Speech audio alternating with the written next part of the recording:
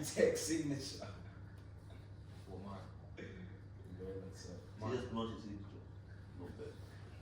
Look, that's an emblem. That's not a signature. Wait, how can you That's a actually brand talk name. about my That's a signature crest. in That's TN? a brand. That's a football team. Mouse, I think you just put a brand. That's June. That's my name. Wait, you can just do a screen. Look, bro, that's a brand. That's a clothing brand. Exactly, that's LM. We used to be seeing manga and then the swoop. What's that? What is that? Silver, yeah. Yeah, That looks more of a signature than that. What is that? Anyway, what's it called? You guys put numbers down as well. I'm not going to call you. But anyway, we can do that once I start recording. And when I say, person that's in the street, just put your numbers instead of signing. Alright, we'll start here. We print this in the morning, because say that's when this in the morning. Okay, this is good morning. Alright, good morning. Oh, now you dragged me. Oh, yeah, this is for school, bro. This is serious. Damn, come on. Oh, no, I'm sorry. I'm sorry. Oh my days. That's not the crazy. How the year 12 people actually take the piss, bro? Just be Alright, serious. just get out of the way now. Okay, once we start, we can't have this. No, I say, bro. I literally look at it like. See what's up for? You literally were like this and look at me. Lock in, man. Wait, be serious. Alright. Stop. Good. Look here.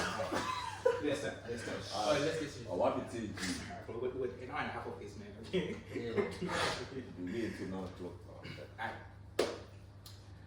Good morning, students.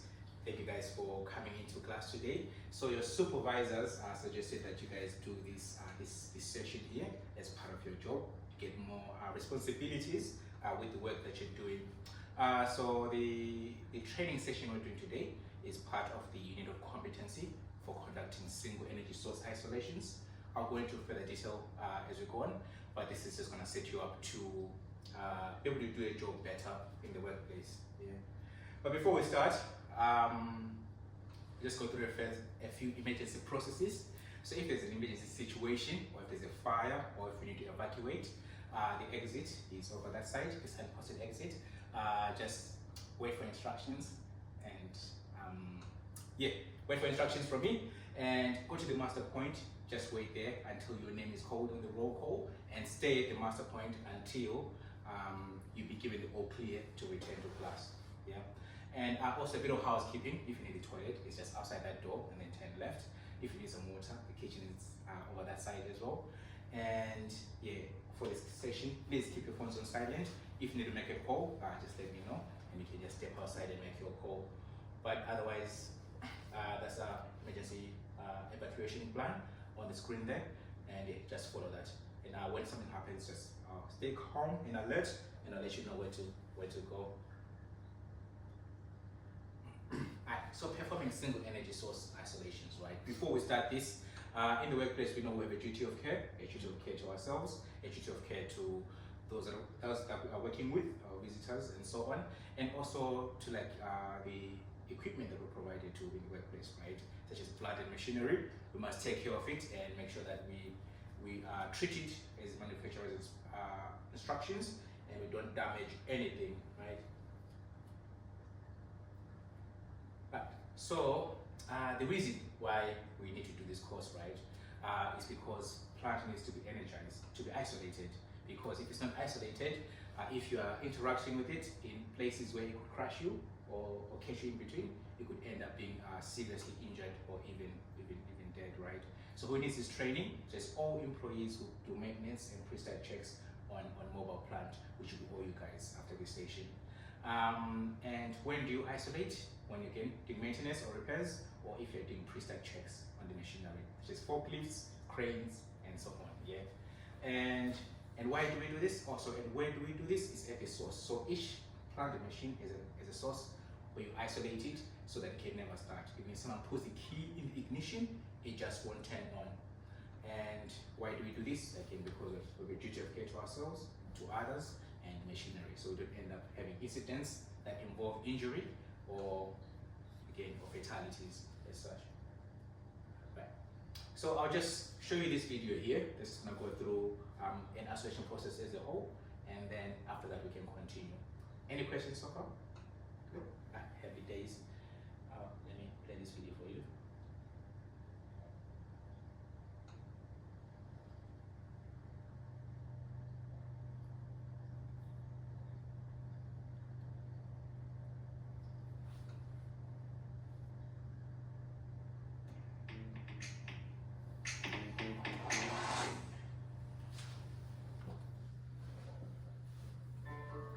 Lockout tagout is one of the most important safety concepts in the workplace.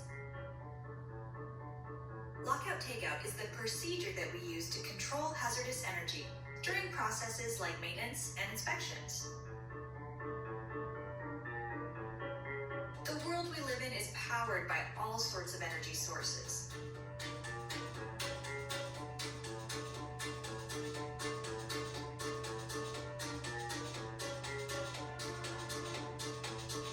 This energy powers our work.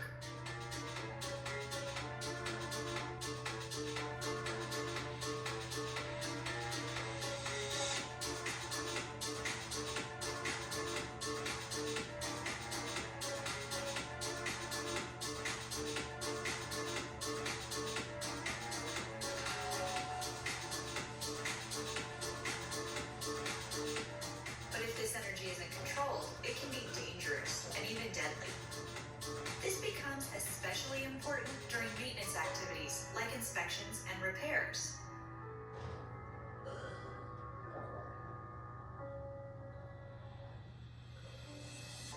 The way to control hazardous energy is by using lockout-tagout procedures. In lockout-tagout, the lock physically isolates the source of energy to prevent any accidental activation. The tag provides important information. Lockout procedures have 4 basic parts. Number 1, identify hazardous energy sources.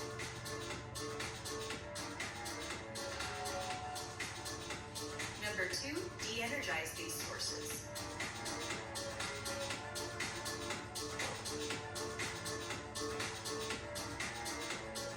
Number 3, apply locks and tags to prevent unintentional startup during work.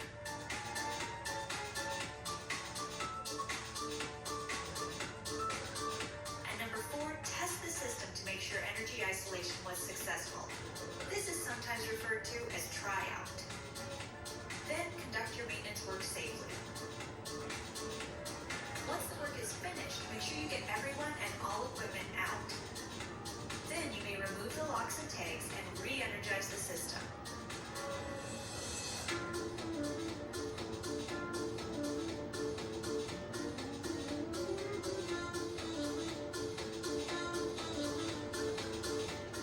Control energy hazards to keep yourself and your coworkers safe. Remember, lockout, tagout, and tryout to control hazardous energy sources.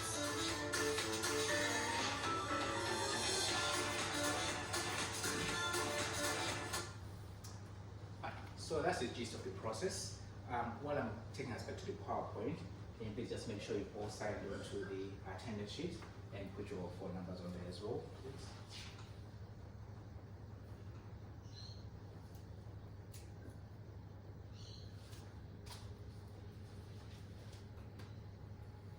So that's just the gist of the process there, and I'll just take you in detail of how we do it here on this side here, and also what things to look out for when performing single energy source isolations, right?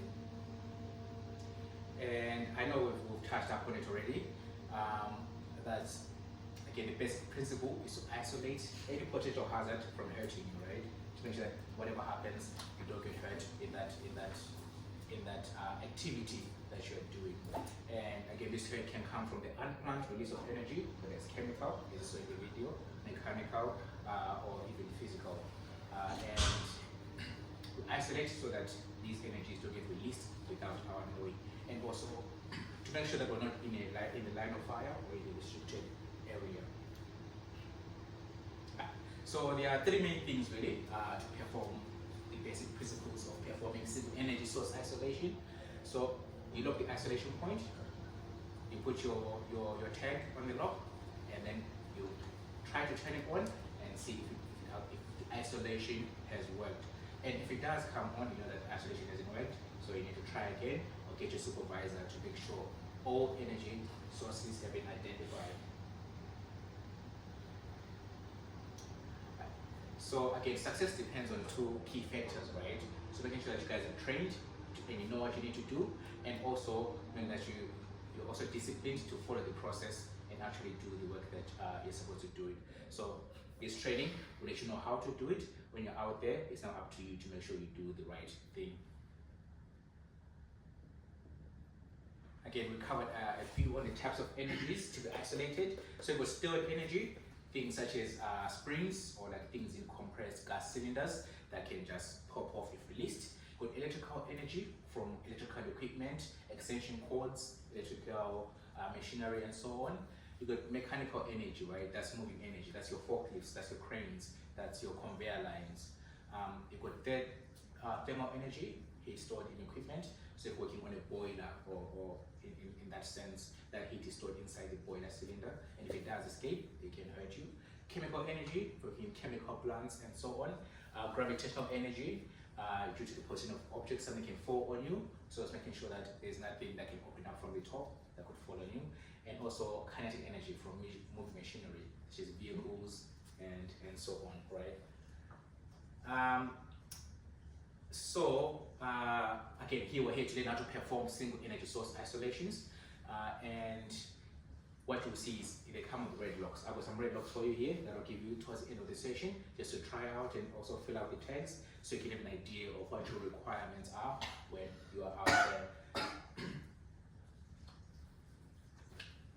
So they're different colored locks, right? So with different colors, I mean different things, right? But for this, I'm just showing you here just as an FYI. So if you do see a different color out there, know that it means something different. The colors we'll be working with today are all red, right? It's only red locks.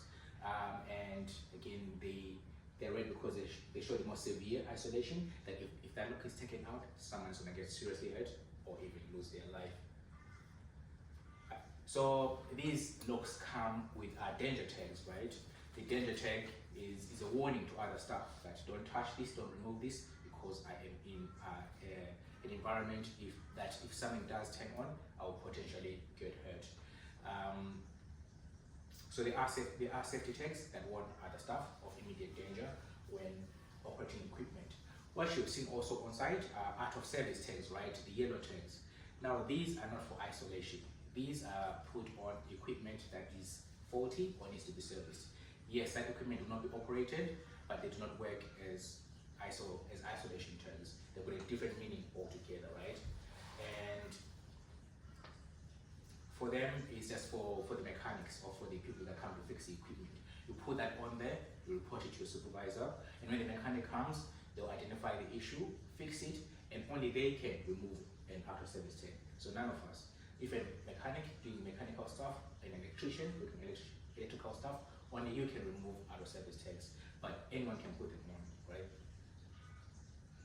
And then also, there are some machinery or places where they don't have a proper isolation point.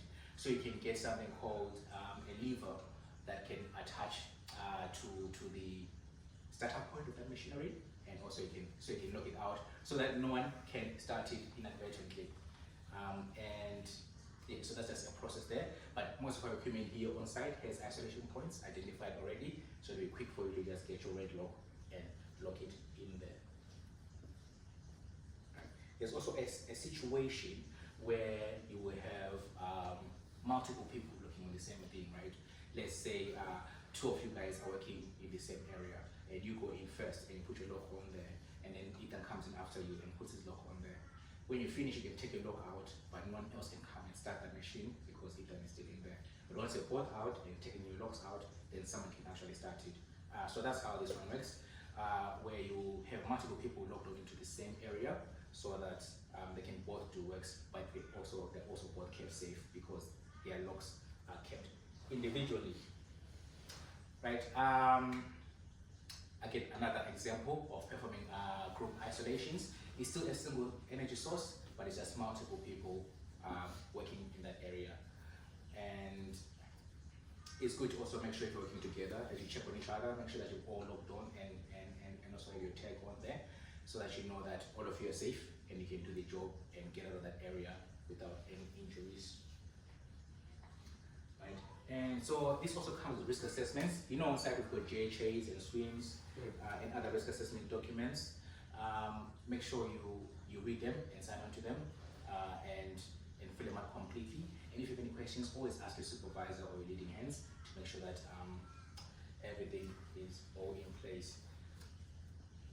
And really, it's a reminder that these are warning tags. So don't just put a lock on and go out without putting your danger tag. Put your danger tag on there so people can know what's going on and who's in the area. So in some cases, you might put your danger tag on and then leave the area. What happens is people have to call you and find you because they won't start that machine unless you get there, right? So really, the main gist of it, right, is they use this acronym called STIR, right? You stop what you're doing, you tag, you isolate, you record it, and you report it, pretty much. And really, that's the gist of the whole process, right? So from your understanding, why do you think we isolate equipment? To keep people safe. Yeah, keep people safe, yeah, that's good, yeah. And what else are we keeping safe outside of people? The equipment. The equipment, exactly, right? Yeah, and it's important that that we do that. And if you're not sure about something, whether it's to isolate it or the isolation point is, who do you go to? Supervisor, exactly, right?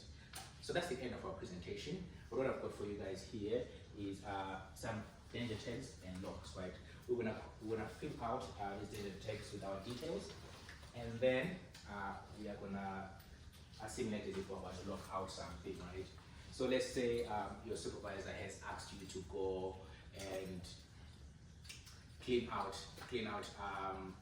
the tray of the forklift, right, under the bonnet, and you're working again. People can't see that they're walking past, and you're afraid that someone will come and turn the forklift on. So complete that check there as if you are going to do work on the bonnet of the forklift. So at the front there, put your name. Your department is construction, and put your position titles there because you are all trades assistants. And then put the date and the time. So the date is the 11th of November 2024.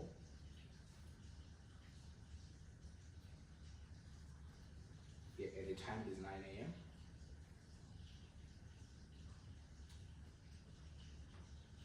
And on the details there, just put cleaning the bonnet, under the bonnet of the forklift.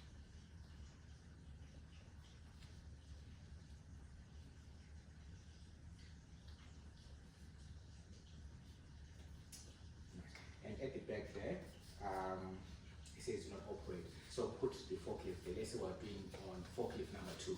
So put forklift number 2 at the back there to show that what equipment has been isolated.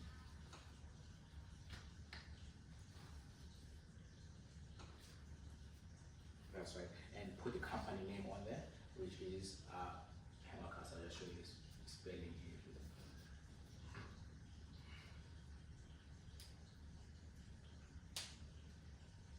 Top right corner, just put the company name there.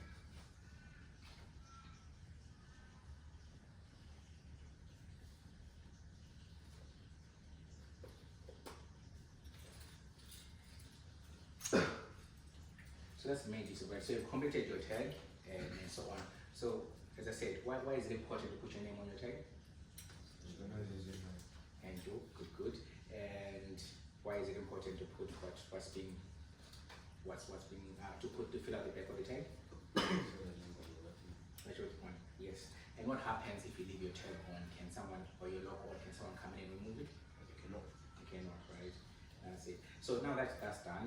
So attach your tag to your lock.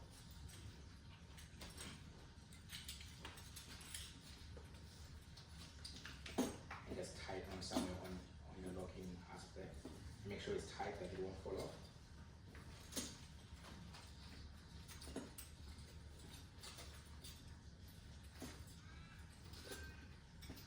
Nice. And can I just after you're done, just hold your cup like this. You can see.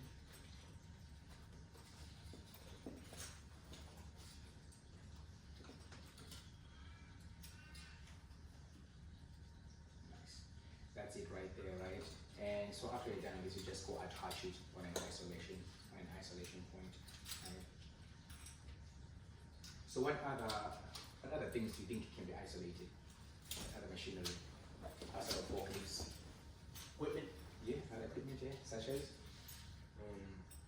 maybe a faulty oil or something. If it's a faulty oil in equipment, that's a reason to isolate, yeah? So things again such as cranes, even light vehicles, right? Your youths, they do have an isolation point as well that you can use to make sure it's isolated, right? And pretty much that's the main thing. If you can do that, you'll know that you're in a safe space, and no one can again come and tell or know you're inside and end up leading to injury or death, right? Let's say you've got a new starter, right, and they are doing some servicing and they haven't isolated. What would you tell them? Doesn't matter, they have to ask them who they're going to. Right? And if they ask you why do I have to do that, what do you say? So you know that. So you don't die, right? Purposes. So the purposes, right? Yeah. Because none of us come to work and then end up dying or being injured or lose a limb, right? We just come to work to make money and go spend it. We don't live our lives up here. But that's the main gist of it. Any questions from you guys? So how long would the lockouts have to be for? It can be as long as you need to. So until you're finished with that, you can keep it locked out.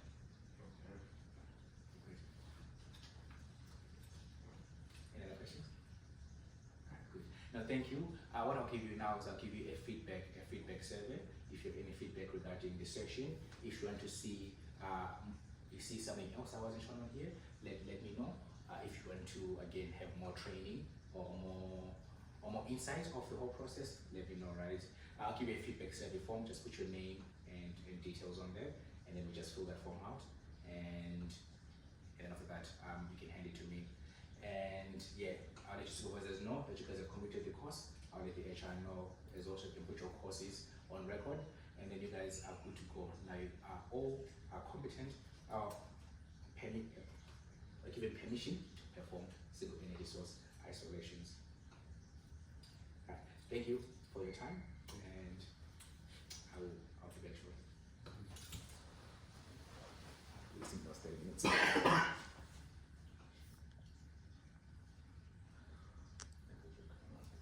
Why you grabbing me? No, finish. Wait 1 second. Let me ask this guy a question. It's 200.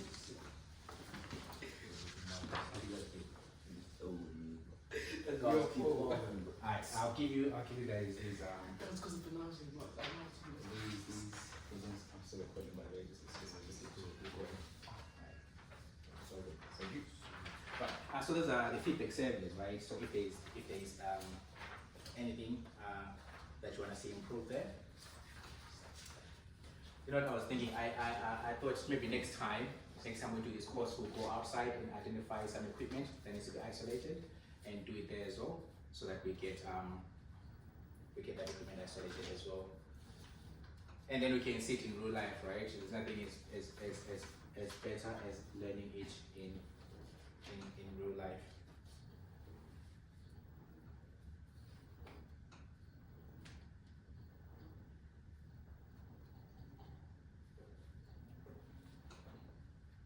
Okay. So again, this is just for the single energy source isolations, but in the future, we can also learn to do multiple source isolations, where you isolate different areas where energy can be released and have it all checked off, so we know what's going on, and also so you know that you won't end up getting injured and so on.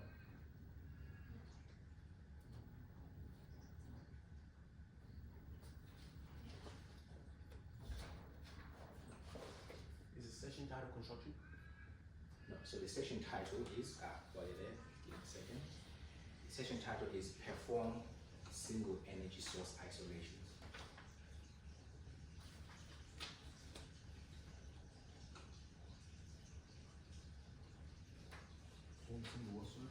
Single source isolations. It's just on the top of this bar here.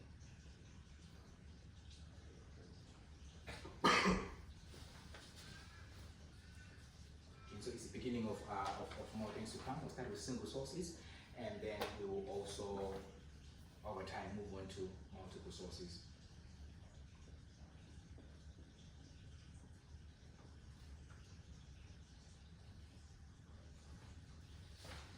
And so once that's done, I'll just collect it from all of you guys. Thank you. And I'll also get the attendance sheet. Thank you all for attending this session today, and I confirm that there are no other questions. They're all happy. Do you feel confident in performing single energy source isolations? Very good. Yeah. Would you want your supervisors to give you more responsibilities around the workplace? Yeah. Okay. Do you also have any other ambitions? So at the moment, you guys are all trades assistants. Would you like to do other courses that will benefit your career? Yeah. Yeah. Any ideas what you might want to do? On my own business, construction company. Business company? Okay, yeah. Yeah. Anyone else? Yeah, I was looking into that as well. Yeah. Trying to start my own business. That'd be good. Yeah. In what trade though? In the plumbing, electrical, mechanical? I was looking at mechanical. Mechanical? Yeah. Yeah, how about you? Plumbing? Yeah. Yeah. How about you, Loisa? I was maybe thinking getting into surveying, Yeah. getting a certain surveying. Good. That'd be good, yeah. And go? And so? Nah, I haven't looked too far into the future. Okay. That's all right. Look, we got time, and then we'll can always think about it. We have another session coming up after this, and we can go on, right? Thank you all, and you can take a break now, and I'll see you shortly. Thank you, teacher.